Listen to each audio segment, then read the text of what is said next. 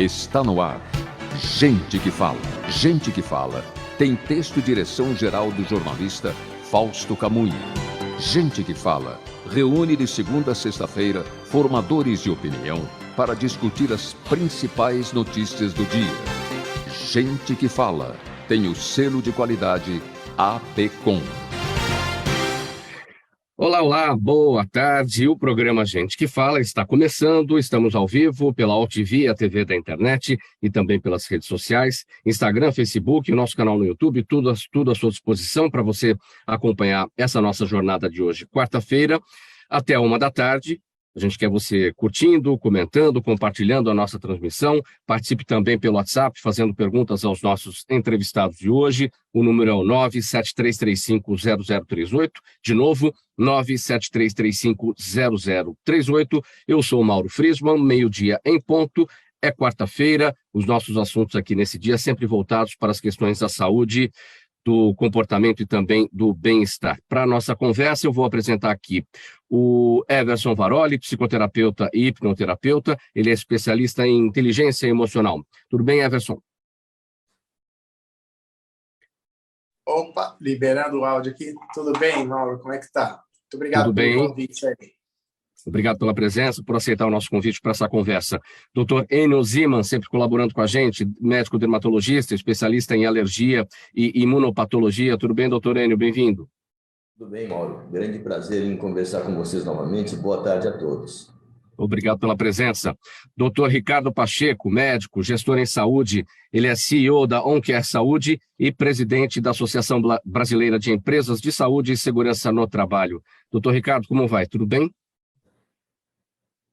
Seu áudio fechado, doutor. Prazer estar aqui com vocês novamente.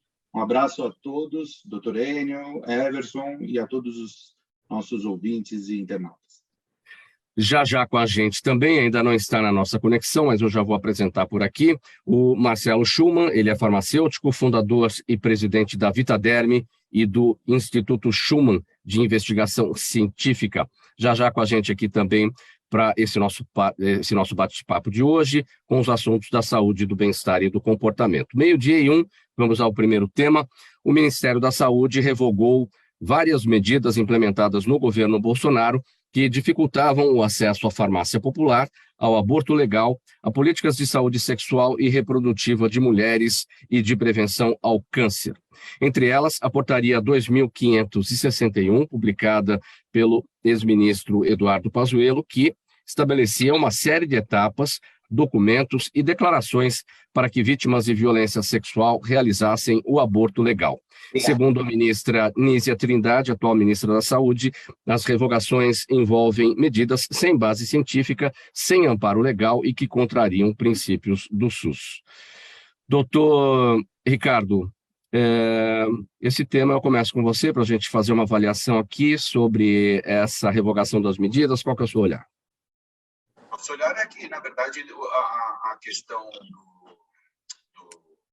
deste tema, ele é de ampla discussão entre todas as cadeiras, entre todas as áreas, e ela deve ser muito melhor, mais meticulosamente debatida. Afinal de contas, nós estamos aí falando da saúde da família, da saúde da mulher, da questão da saúde comunitária, a saúde e segurança no trabalho, porque a presença do médico dentro das instituições, ele é como um médico de família dentro das empresas. Então, eu sugeriria à ministra Anísia agora, que nós temos uma total comunicação com eles, todos dentro do Ministério, por conta das normativas, das normas regulamentadoras que a gente vem acontecendo, para que esse tema seja melhor debatido, melhor explanado a nível território nacional, né? Junto com as suas respectivas lideranças. Quero apresentar aqui, acho que já está conosco na nossa conexão, o Marcelo Schumann, farmacêutico. Ele é fundador e presidente da Vitaderm e do Instituto Schumann de Investigação Científica. Marcelo, tudo bem? Bem-vindo mais uma vez. Boa tarde a todos vocês, obrigado pelo convite, um prazer estar com vocês aqui no Gente que Fala, muito obrigado e estou à disposição. Eu só vou te pedir uma gentileza, coloque seu smartphone na posição horizontal para que ele fique com a imagem dos demais. Isso, Perfeito. muito bem. Você bem centralizado aí. Eu vou seguir com você essa conversa. Nós já abrimos aqui o tema a respeito do Ministério da Saúde, nessa revogação de portarias que dificultavam o acesso ao aborto legal e outras questões também, acesso à farmácia popular. Se olhar sobre esse tema. Meu olhar. Sim. Bom, farmácia popular, que é algo que tem mais a ver com minha profissão, com meu trabalho, com o que eu desenvolvo, é fundamental. Eu estava justamente ontem numa reunião de um grupo de profissionais médicos que engajam várias áreas e profissões, como geriatria, gerontologia, farmácia, clínica estética, dermatologia, medicina do esporte, endocrinologia, cardiologia, que estão falando do mundo da prevenção, de evitar problemas, transtornos, desgastes, por conta da população hoje estarmos vivendo mais 2/3 do mundo já quase longevos e pouca, digamos, reprodução humana, que foi um tema que hoje foi noticiado, inclusive, na Folha, a China mostrando menos população. Menos nascimentos. Então, o que queria dizer com isso? Hoje estamos vivendo mais, se não produzindo nova população, vivendo mais. A população que mais vive será talvez aposentada, produzirá menos, né, recursos, mas há uma questão de saúde em torno de tudo isso. Hoje se vive mais e por conta da supervivência aparecem doenças que não tinham antes, né? E porque são doenças da vida. Então, assim, farmácia, eu acho que tem que ser preservação à saúde, né? E onde me sinto mais confortável para falar. E eu vou falar de pele. E pele, então, uma pele íntegra, uma pele sadia. Estamos falando de uma população que vai viver mais. A população vai ter problema de pele. Idoso morre também por desidratação e por infecções na pele, entre outros motivos muito que acontecem, muito comuns. Então, o que quero dizer? A preservação da saúde que passa pela pele, infecções, desidratações, e que vai evitar que pessoas que se previnam, que se cuidem, que lubrifiquem a pele, que tratem a pele, que deixem a pele fechada, porque uma barreira fechada não permite entrar bactérias e micro-organismos, né? Serão populações, indivíduos cuidados, onde o SUS precisará investir menos dinheiro, porque essas recorrências, essas ocorrências que acontecem e pessoas acamadas, poderá ser evitado. Estamos trabalhando com um grupo de médicos de vários hospitais aqui de São Paulo e do Brasil e com várias universidades, pela Vitaderm, pelo ISIC, nosso Instituto de Pesquisa, para que possamos trabalhar essa profilaxia, essa preservação da saúde e que tem a ver um pouco com a beleza, mas eu digo que a saúde para além da beleza. Enquanto outro tema, é um tema que eu sou a favor da vida.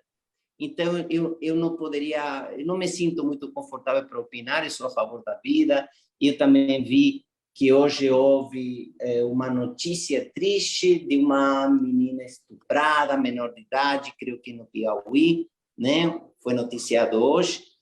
E são temas muito áridos, isso eu não me sinto à vontade para opinar, mas eu sou a favor da vida e das boas situações, questões. Sim, doutor Enio Ziman, seu olhar sobre essa questão, a saúde, então, a pasta da saúde revogando essas portarias que dificultavam o acesso ao aborto legal, as alegações em relação às medidas que foram implementadas ainda no governo Bolsonaro, segundo a pasta, políticas contrárias às diretrizes do Sistema Único de Saúde, e essas revogações também, de acordo com a pasta da saúde, envolvem medidas sem base científica, sem amparo legal, que contrariam os princípios do SUS. Seu olhar, doutor Enio. São temas muito delicados, Mauro. Eu acho que todos esses temas deveriam ter sido debatidos amplamente antes de se tomar decisões que muitas vezes são decisões políticas e não decisões técnicas e nem baseadas nas necessidades econômicas reais. Eu acredito que muitas dessas coisas teriam que ser melhor pensadas, talvez até tenham volta, mas eu acredito que se tomam muitas decisões no emocional e eu acredito que isso tudo teria que ser repensado com muita calma. Eu vejo o programa de farmácia popular como uma coisa maravilhosa, que nem tem a assinatura do governo Bolsonaro, uma coisa que já existia, inclusive, antes, foi ampliada e deveria continuar sendo ampliada. Inclusive, uma das coisas que incomoda a gente bastante é a tributação sobre os medicamentos. Eu acredito que muitos medicamentos deveriam ter imposto negativo. Então, isso, só que, logicamente, a gente se preocupa muito com a evolução da indústria farmacêutica, não, porque a indústria farmacêutica é rica, isso e aquilo, mas eu me preocupo com o consumidor, que teria acesso a muito mais medicamentos. Então, eu acredito que toda essa política poderia ser revista num governo que se diz socialista, que se preocupa com o povo. Eu acho que tudo isso deveria ser amplamente revisto e repensado, sem nenhum tipo de revanchismo com governos anteriores. Esse é um tema sempre recorrente. Quando da realização dessas portarias, nós tratamos aqui e falamos a respeito, não se trata de ser ou não ser a favor do aborto, a gente está em cima das questões relacionadas ao aborto legal, para a gravidez que resulta de estupro, para aquela que envolve risco da gestante e quando há a má formação do cérebro, do feto, enfim. Então, a gente atua exatamente em cima daquilo que a lei preconiza, que é aquilo que é permitido, aquilo que é legal, e é disso que se trata essa ação ontem do governo federal com relação à revogação dessas medidas. Everson, o seu entendimento. Vamos lá. Eu fui apresentado aí pelo Mauro como hipnoterapeuta, psicoterapeuta, e assim vou me manifestar hoje. Mas eu tenho 22 anos de advocacia, Mauro, e juridicamente a gente vê que tem as questões que realmente já foram aprovadas por lei com relação ao aborto, né? Então isso já não é uma discussão, embora a gente tenha o nosso parecer pessoal sobre isso. E o que facilita acesso para o povo no que tange a saúde sexual, reprodutividade, né? Reprodução das mulheres, prevenção ao câncer, é incrível, está dando acesso. Perdão. Vamos lá, pode seguir. Se está dando acesso, está ótimo. A gente valida, a gente aprova. É isso aí, o povo precisa de acesso. Na condição de hipnoterapeuta, eu deixo só uma marquinha em prol a essa grande ciência, essa ciência maravilhosa que tem trazido resultados na ressignificação dos traumas. Sobre a questão da lei do aborto, eu só tenho a dizer que na prática aqui a gente tem um problema para tratar quando a pessoa sofre a violência sexual. Ela sofreu a violência sexual, a gente tem um problema para tratar e, na maioria das vezes, a gente consegue um ótimo resultado na ressignificação desse trauma. Seja por indiferença à cena do crime, seja por perdão, enfim, existem várias técnicas de abordagem terapêutica que resolvem e a pessoa tem uma qualidade de vida, recupera, vamos dizer assim, a vida. O que acontece, Mauro, é que quando a pessoa pratica o aborto resultante de uma violência sexual, ela traz dois problemas para o hipnoterapeuta. Ela traz dois traumas, porque ela entra numa celeuma religiosa ou moral, ética, enfim, de acordo com a essência, a natureza, a personalidade de cada um. Não importa, mas o que eu tenho visto é que a gente tem dois traumas para tratar. Esse, na prática, é mais difícil de tratar do que o próprio ato da violência. Então, fica só no ar, jogado aí, como o nosso querido Schuman, foi o Schuman, né? Eu sou a favor da vida. Eu também sou a favor da vida e eu sou a favor de uma vida plena e feliz. Felicidade, em se tratando nesse contexto da felicidade da pessoa, é melhor ela tratar o trauma e talvez doar, né? Não quer o filho, enfim, doa a criança, mas deixa a vida acontecer. Perdoe que não é o tema, não é exatamente, né, a questão, mas precisava deixar aí um parecer. Everson Varoli, hipnoterapeuta que cuida de vidas aqui. Com relação à lei, top, tem que facilitar acesso e o governo tem subsídio para isso, vamos dar acesso para o povo se cuidar. É isso aí. 12h14, pessoal, 12h15 agora. Vamos seguir com o próximo tema aqui. Marcelo, as altas temperaturas do verão, os banhos de praia e os banhos de piscina fazem com que a nossa pele fique mais exposta ao sol, à umidade, à areia. Todos esses fatores podem gerar doenças de pele, que são comuns durante essa estação e que precisam, claro, de tratamento. Aí vem os problemas como micoses, brotoejas, acne solar, entre tantos outros, que podem até parecer simples, mas incluem dor, deformidade e até impacto psicológico. O que é que tem aparecido aí já no seu consultório nesse início de verão em relação a essas questões de doenças e irritações de pele, Marcelo? Vamos lá. Como sou professor também, eu gosto de pegar um assunto e começo a devastar esse assunto, já levo para algumas vertentes. Mas, assim, eu não clinico, sou farmacêutico, sou diretor técnico de um laboratório da Vitaderm, sou professor. Mas o que a gente observa e o que é motivo de uma conversa de farmácia popular, ou também de cuidados, ou também de envelhecimento, ou também da pele, né? Eu estou fazendo um trabalho em NNF da pele, fator de umectação normal da pele. E quando falo nisso, eu quero falar de profilaxia, de cuidados. A gente nasce com 140 batimentos por minuto e eu, que sou um senhor de acima de uns 60 anos, devo ter 60, 70 batimentos por minuto. A temperatura do corpo tende a cair na medida que a circulação também diminui. E a produção de sebo no corpo tende a diminuir. A hidratação interna do corpo também ela tende a diminuir.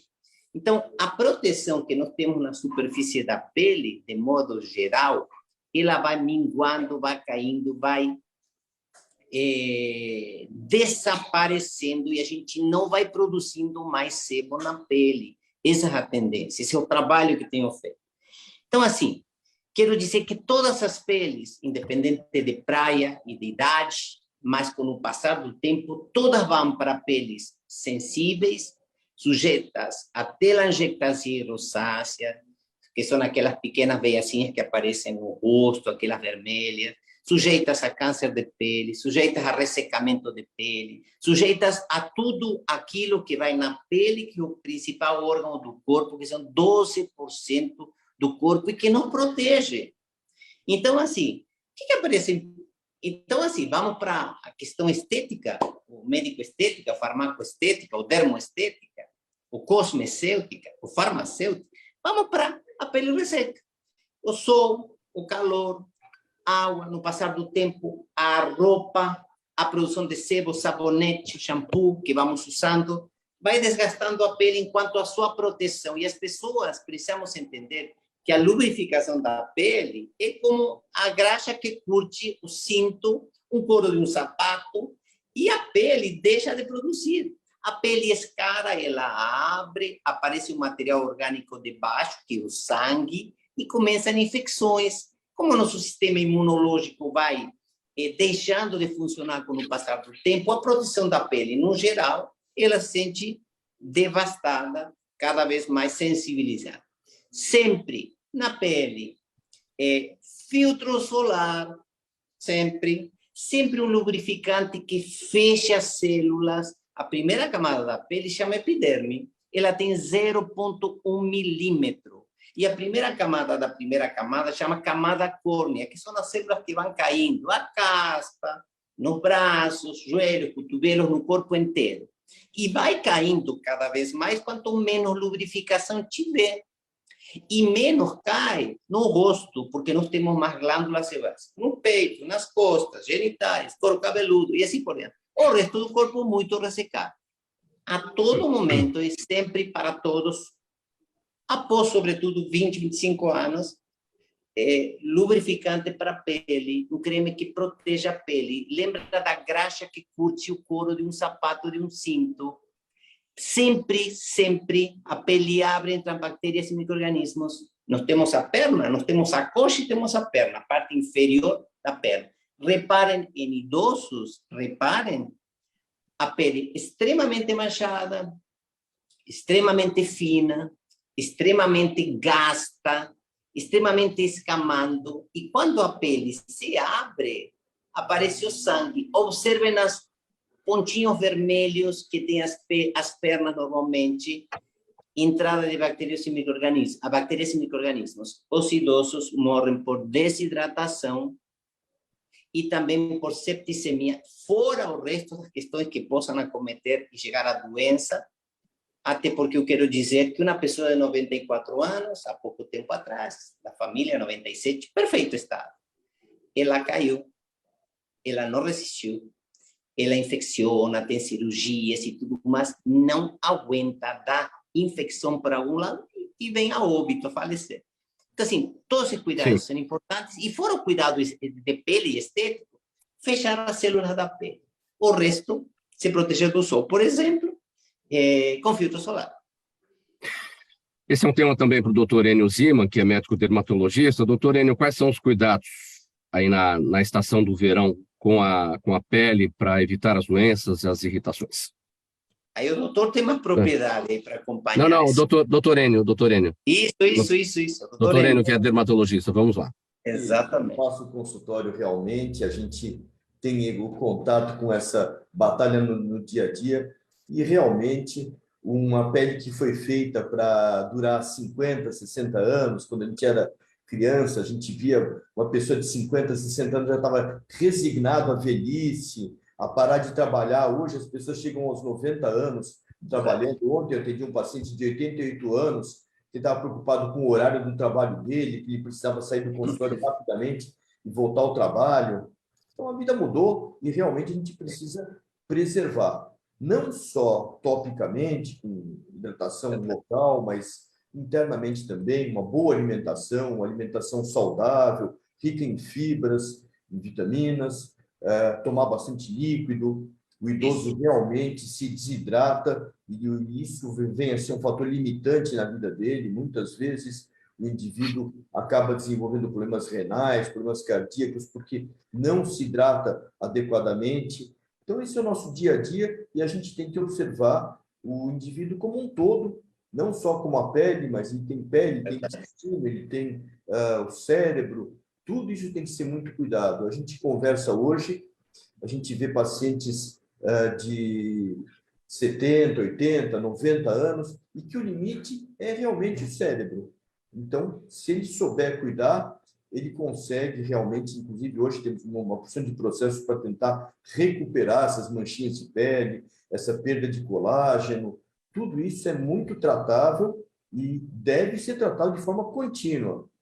A gente está acostumado a dizer, esse problema não tem uma cura definitiva. Não, isso tem que ser cuidado a vida inteira. A pele vai ressecar? Vai ressecar. Vamos cuidar dela. Ela vai ter que durar. Ela vai ter que nos recobrir durante a vida inteira, nos proteger do calor, do frio, dos pequenos traumatismos, das pequenas infecções, que elas fiquem na pele onde a gente consegue ter acesso e que não atinjam a nossa parte interna e não partam para uma infecção generalizada. Everson Varoli, em que medida os traumas emocionais impactam na nossa pele? Muito bem. Mauro, eu atendi um amigo aqui e ele chegou com psoríase. O sol é terrível nessa questão da psoríase, né? A pele começa a descamar, formar feridinha.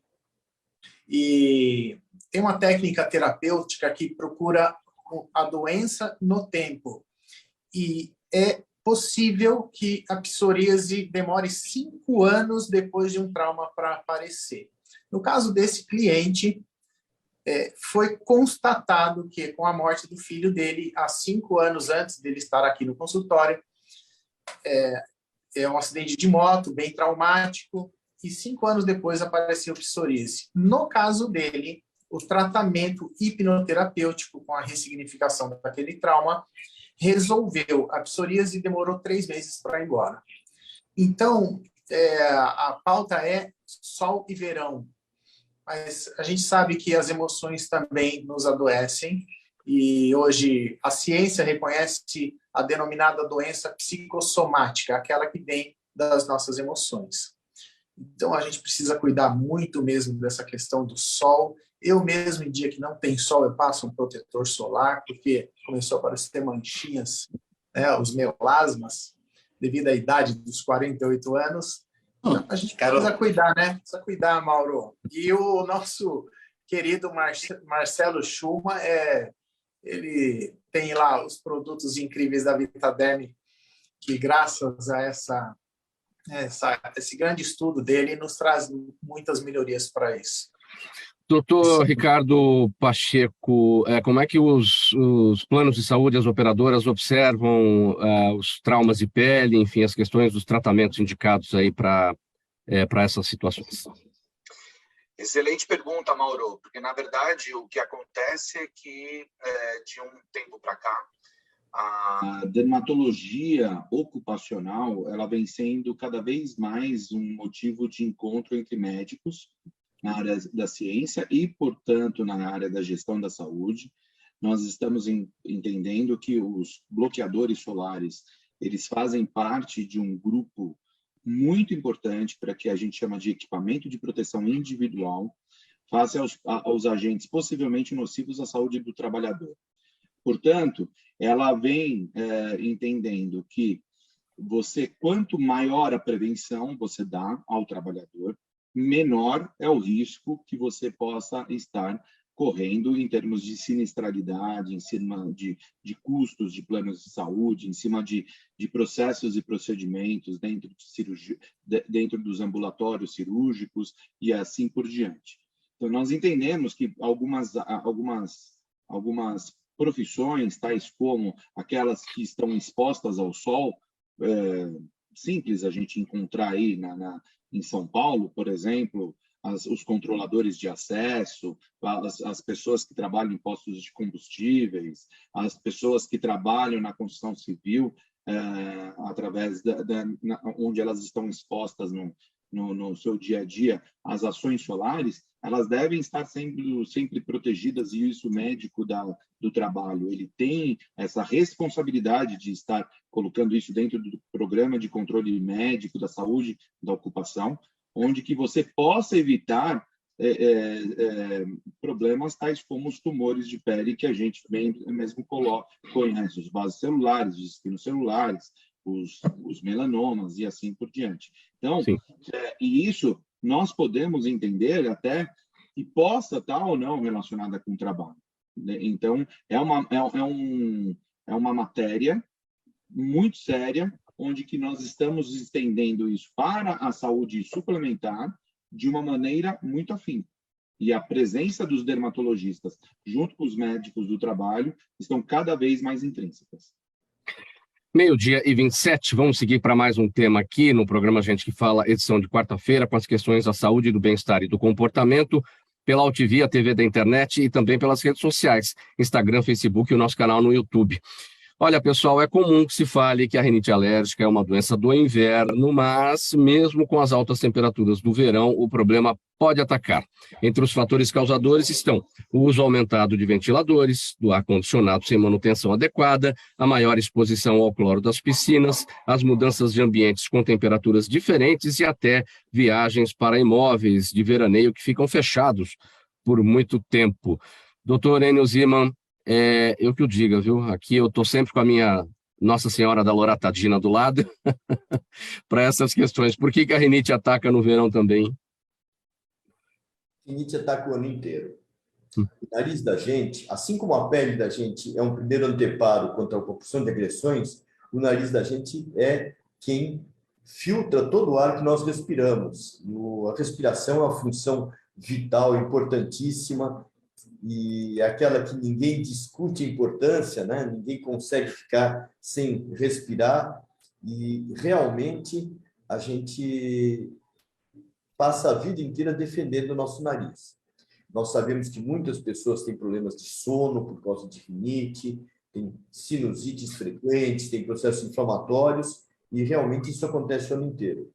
No verão, realmente, como você citou, nós temos um grande problema dos aparelhos de ar-condicionado, choques térmicos, dos ventiladores, da poeira boiando no ar mesmo, porque o tempo fica, às vezes, muito seco, alterando aquele clima seco, e de repente vem aquela pancada de chuva de verão, né, aqueles choques rápidos, e tudo isso mexe muito com o nosso aparelho respiratório.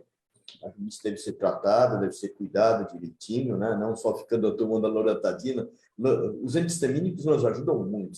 Os antistamínicos de segunda geração são fantásticos, e dão aquela sonolência que os antigos antistamínicos davam, mas realmente não foram feitos com uso continuado, né? Eles são nosso socorro, nos permitem trabalhar, mas não são, vamos dizer, a única arma, né? Nós temos os corticoides tópicos nasais, em spray, nós temos os procedimentos de tratamento, inclusive a imunoterapia com vacinas contra ácaros de poeira, contra alergia de pólens, de pelos animais. Então, é possível se tratar com uma opção de recursos que estão à nossa disposição.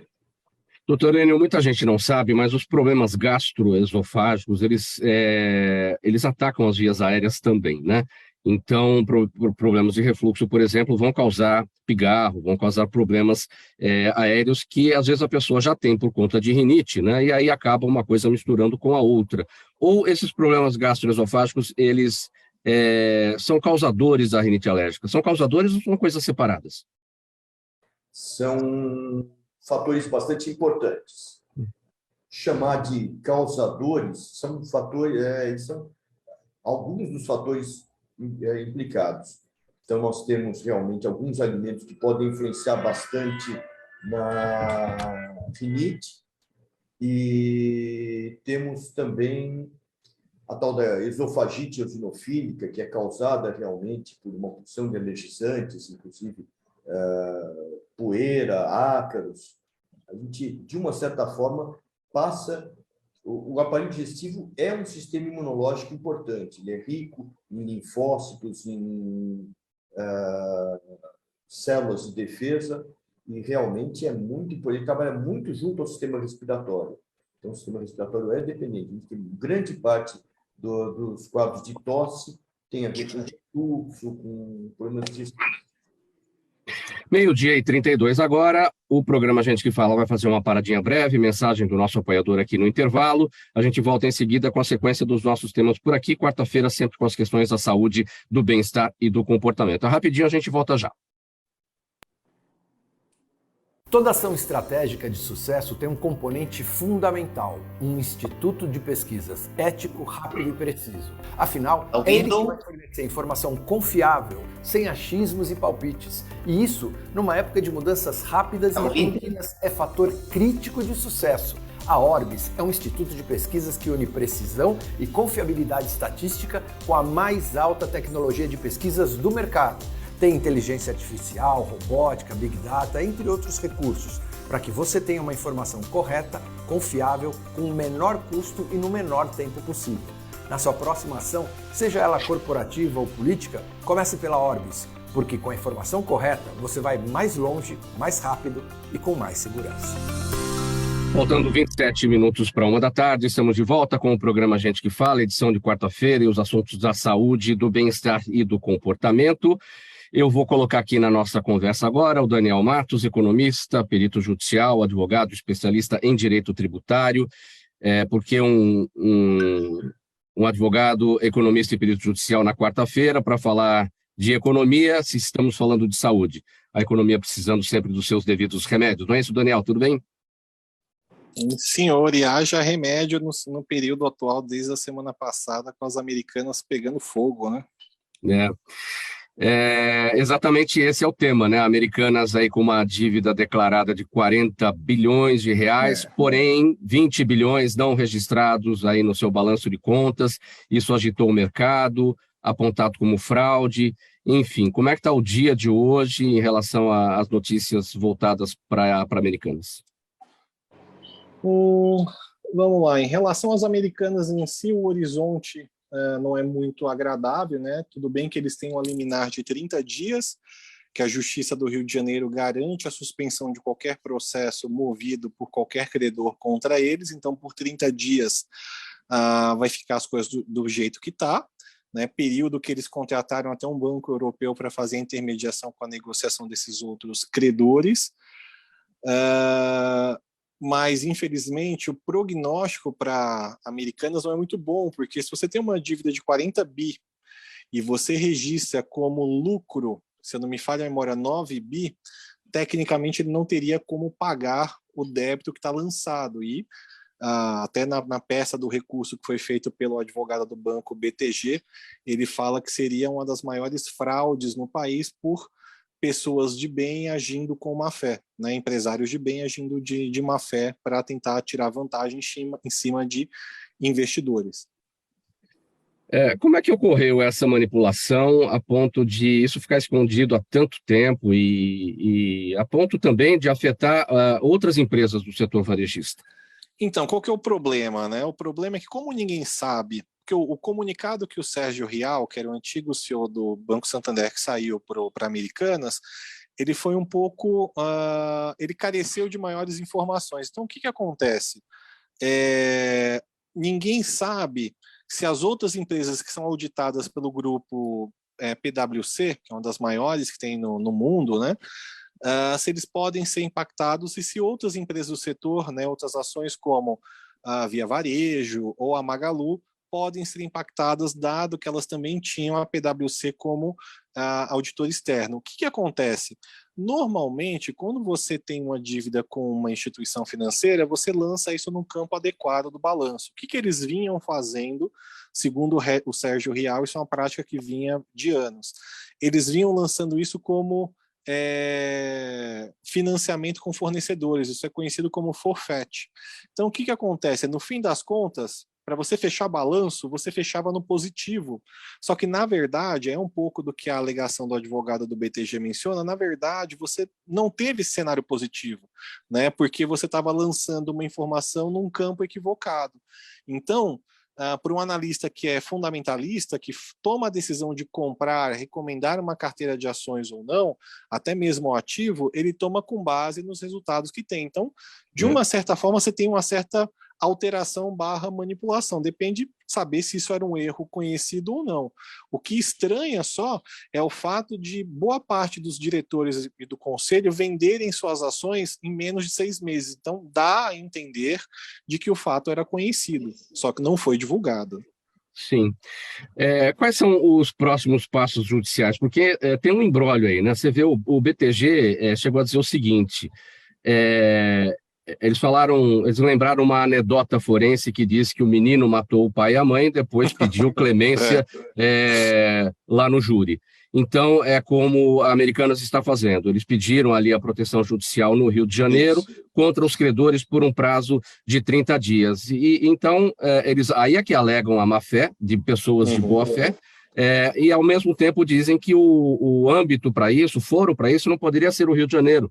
Tem que ser São Paulo, o acordo é São Paulo. Então tem um imbróglio danado aí. Eu acho que o Fórum do Rio de Janeiro deve ter sido escolhido por algum motivo estratégico, né, do escritório de advocacia, eu já não sei.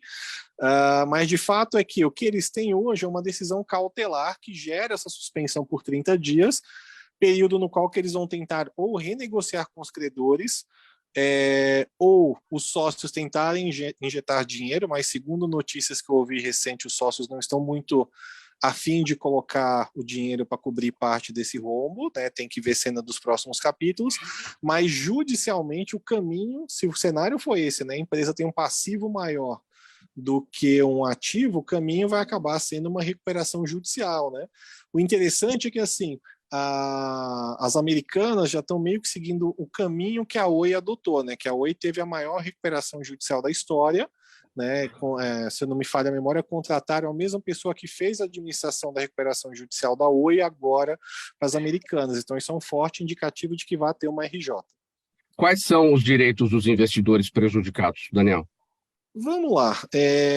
Veja bem, né? O investidor ele corre o risco da movimentação normal dos ativos subir e cair. Tudo bem, não é o caso.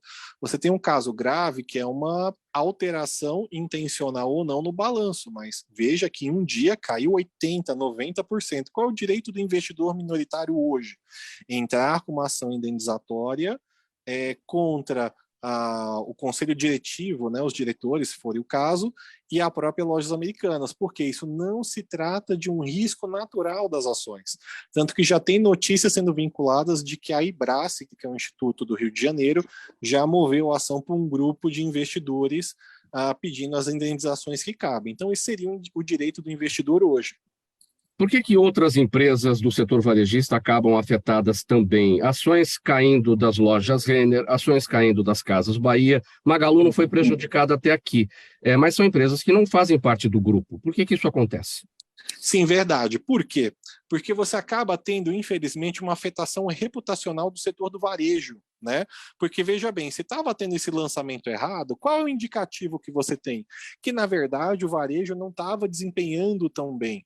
Né? Então, como o investidor ele reage mais à expectativa do que à notícia em si, então a tendência é que, no receio, ele tenda a tomar uma certa cautela e venda o papel para que depois, caso isso seja confirmado, se era uma questão pontual ou se o setor do varejo já vem há alguns anos acumulando falta de crescimento econômico, porque isso prejudica, né? Então, a leitura, né? Então, hoje eu te diria que o pessoal desse setor está um pouco inseguro em relação ao que aconteceu, porque as Americanas eram uma das maiores empresas de referência do setor, né? Varejista.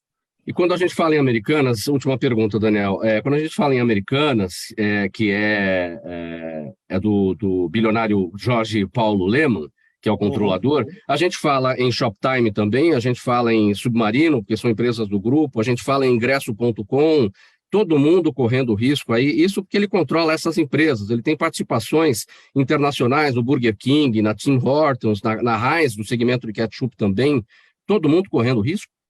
Todo mundo correndo risco. E notícia recente, como a Americanas ela tem as ADRs, né, que são as ações oferecidas fora do país, parece que a SEC, que é a CVM dos Estados Unidos, já vai ingressar com medidas para apurar o fato, né?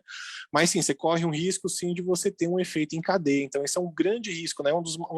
Das maiores partes prejudicadas, segundo notícias, é o Banco Santander e o BTG. Por isso que o advogado do BTG foi tão duro quando ele interpôs o recurso com o objetivo de caçar a liminar. Muito bem, muita coisa para ser explicada ainda aí nos próximos momentos. Daniel, muito obrigado pelas suas explicações, orientações, e a gente volta a se falar aí num breve momento. Uma boa tarde para você, até a próxima. Boa tarde a todos. 12:42, vamos passar para o próximo assunto por aqui, com o Everson Varoli. Everson, aliás, vou chamar aqui primeiro a atenção da nossa audiência aqui, nosso internauta, nosso espectador. Você sabia que muitas coisas sobre você podem ser detectadas através do seu próprio nome? A leitura do nome é uma técnica que associa numerologia pitagórica com o mesmerismo. O Everson vai explicar já o que é isso, que é utilizada para o autoconhecimento e como amnésia terapêutica. Ela identifica valores, crenças, comportamentos, tendências, medos e fraquezas de uma pessoa de acordo com a vibração, ou seja, com a verbalização do próprio nome dela. A técnica pode ajudar na resolução de problemas e no esclarecimento de alguns porquês nos impedem de obter melhores resultados na saúde, no trabalho, relacionamento e em muitos outros pontos também. Enfim, como é que a gente olha esse livro da vida aí através do próprio nome para identificar essas coisas todas, Everson? Muito bem, Mauro, vamos lá. É uma técnica que eu aprendi aos 17 anos de idade e a prática foi me mostrando que funciona, porque ler num livro não é fácil de acreditar que você vai perceber valores, crenças, comportamentos no nome de uma pessoa. Mas, Mauro, superficialmente falando da verbalização do seu nome, Mauro, a gente vê o valor do trabalho A gente vê o valor dos palcos, que é estar em evidência, que é status, e a gente vê o valor da liberdade. Mauro tem esses 3 valores principais só no primeiro nome. O que acontece? Por que Everson, o hipnoterapeuta, passou a usar essa técnica? Porque aqui na prática eu aprendi que os seus maiores valores, se forem afrontados, vão te causar dores, vão te levar a doenças. E, incrivelmente, é justamente nisso em que as pessoas são pegas no processo de aprendizado da vida. Por exemplo, tolher a liberdade do Mauro vai deixar ele mal. Entra em processo depressivo porque não conseguiu conquistar a liberdade ou a independência.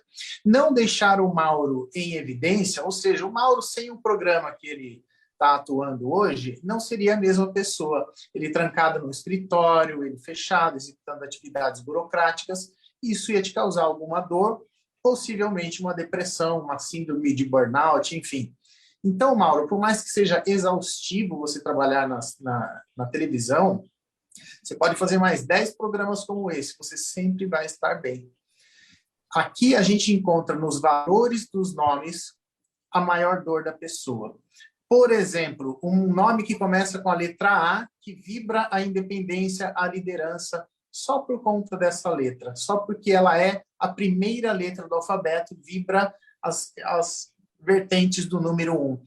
A pessoa que não consegue liderar, ela trabalha submissa, subserviente, sempre alguém, ela chega em casa explosiva porque tem essa energia da liderança. Aí é o cara que chega em casa dando soco na mesa, quebrando as coisas, dizendo que manda em tudo, ninguém pode fazer nada, só ele tem razão. É isso que a gente trata aqui. Isso se tornou um processo incrível de anamnese terapêutica, entendeu, Mauro? O que é a numerologia pitagórica com o mesmerismo, essa junção aí para esse trabalho? Vamos lá. Pitágoras percebeu padrões de comportamento nas pessoas. Como eu disse que Mauro tem uma vertente à liberdade, isso se repete no nome Marcelo. O que tem em comum no Marcelo e no Mauro? Uma combinação do número 5, que é o número que vibra a liberdade. Então, Pitágoras percebeu padrões repetitivos de comportamentos nas pessoas em nomes diferentes, mas ele acredita que o nome, por verbalizar, pela base, né, da frequência, por conta da... Perdão, alguém... Pode seguir.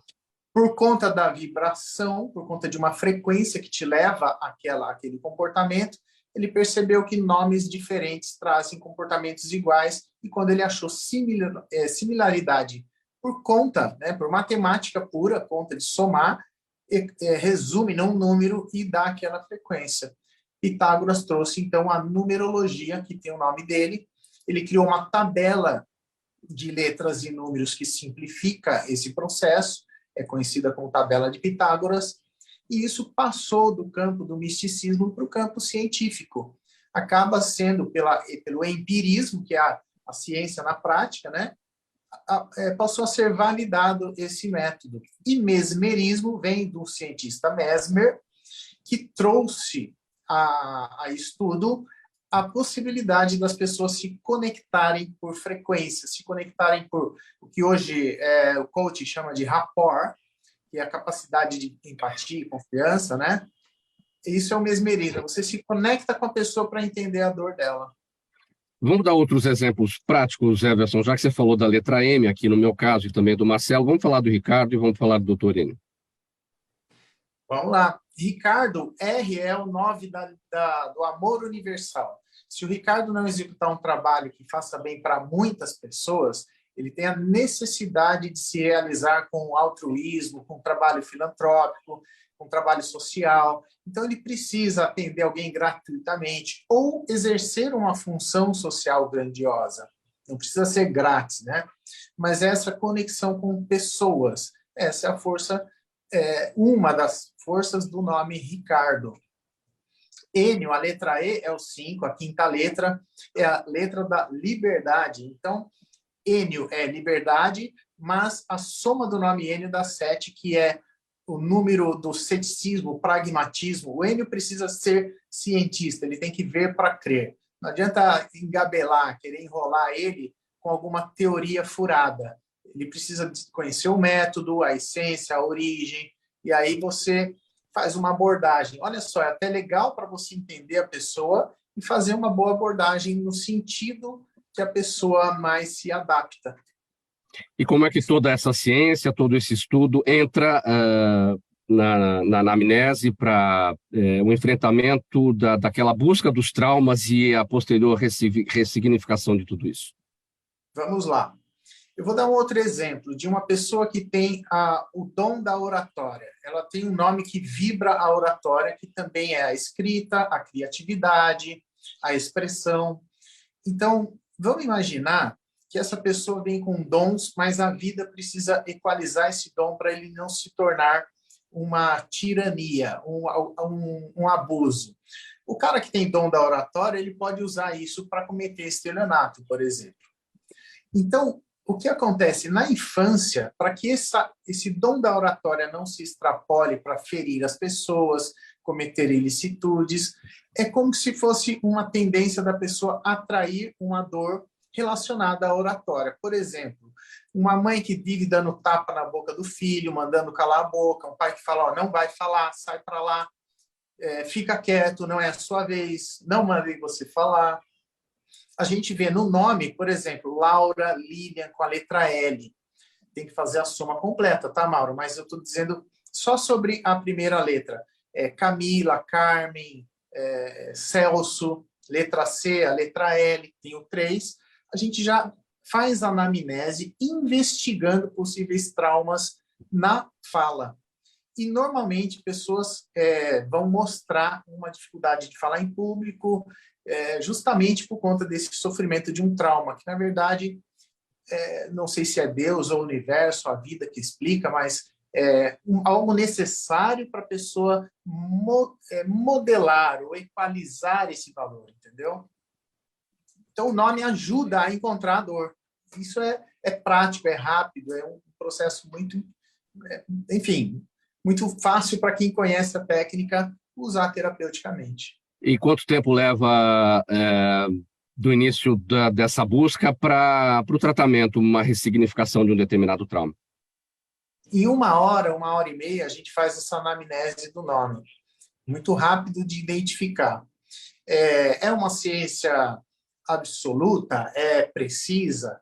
Como é matemática, Mauro, é muito preciso. Muitas vezes a gente não pode prometer cura, a gente não pode dizer que é exatamente assim, mas isso é utilizado como um coadjuvante, um adjuvante na terapia. Facilita o processo. Tá? A pessoa que tem dom da liderança foi reprimido foi reprimido justamente nessa liderança para não se tornar tirano, vamos dizer assim, entendeu? O cara que tem o dom do trabalho, a força do trabalho, às vezes passa por situação de desemprego constante e se reprime naquilo e parece que atrai mais ainda desemprego até ele se equilibrar naquela força que ele tem. Faltando 8 minutos para 1h, vamos para o próximo tema aqui agora com o doutor Ricardo Pacheco. É o seguinte, o setor da saúde privada ou a saúde suplementar está passando por um dos momentos mais desafiadores desde a sua regulamentação em 1999. No ano passado, em 2022, foi um ano marcado por incertezas, por desafios, mudanças regulatórias, movimentações, pressão inflacionária, crise de desabastecimento de insumos, avanços da medicina e surgimento de novos surtos de doenças. E as expectativas para 2023 são controversas. O setor deve crescer, mas o preço dos planos deve subir bastante também. É isso mesmo que é o cenário previsto aí para esse ano, doutor Ricardo? Fechado seu áudio, Ricardo. Agora sim. Mauro, nós já tínhamos conversado a respeito desse assunto em várias frentes, né? Porque a Covid ela determinou mudanças rápidas de um modo de investimento previstos em outras frentes de saúde e que precisavam ser aplicadas na gestão da pandemia, né? Para cuidar das vidas, salvar vidas, né? E quando o cenário pandêmico se estabilizou, os procedimentos, exames e consultas que estavam retidos, eles foram e vieram à tona, né? Nós já imaginávamos que teríamos isso daí, e a gente chamava de vacância, né? Que é esse atraso de agenda, né? Veja só, se você for para o SUS, por exemplo, a vacância de agenda do SUS atacou-se em 10 anos. Então, o que significa isso na prática? Significa que aquela mulher que tinha, por exemplo, uma displasia mamária, né, uma alteraçãozinha pequena, hoje ela tem um nódulo. As pessoas que estavam em quimioterapia, então, por mais que estavam fazendo o seu processo, muitas das vezes não estão mais conosco, né? Então, isso atacou-se diretamente aonde? Nos cofres da saúde, né? A pandemia, ela causou aí uma fratura exposta da economia, da política e da saúde propriamente dita, né? Então, pela primeira vez na história, então hoje, o setor ele está vivenciando um prejuízo desse tamanho e os gestores dos departamentos financeiros eles estão se desdobrando aí para minimizar esse impacto negativo nas suas operações, mantendo a quantidade e a qualidade de serviços e a manutenção desses quadros e especialistas, né? Então,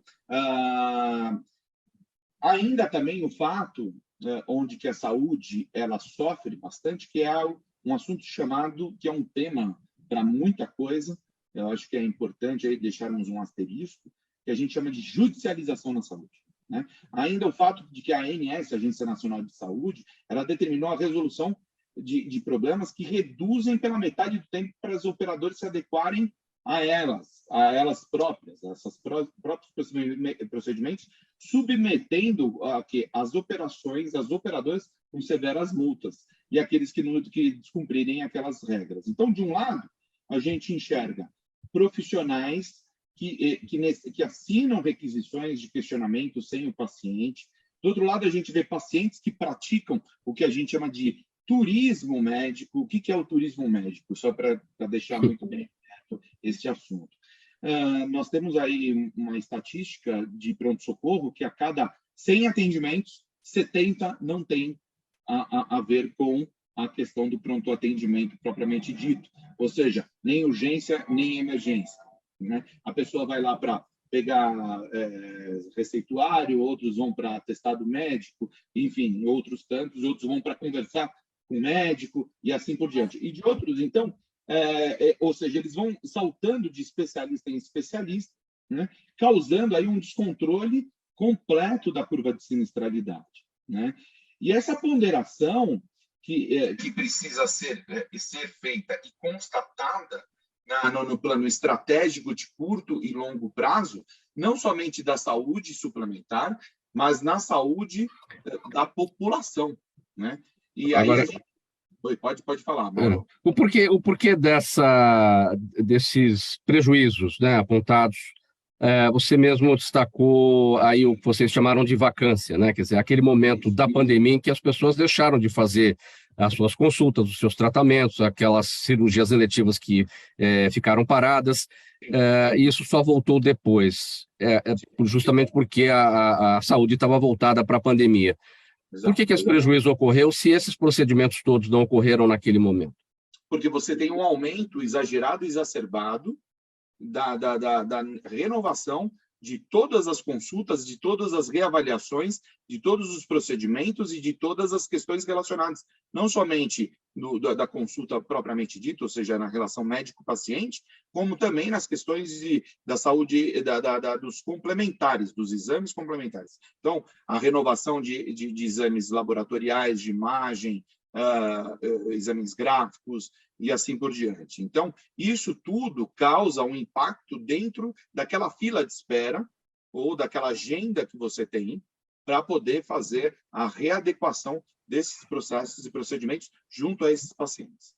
A sinistralidade, na verdade, não diminuiu. Muita gente saiu dos planos, porque perdeu o emprego, tinha o plano, era corporativo, as pessoas, quando pagavam por conta, né, também perderam poder aquisitivo e acabaram deixando os planos. Isso não diminui a sinistralidade? Não.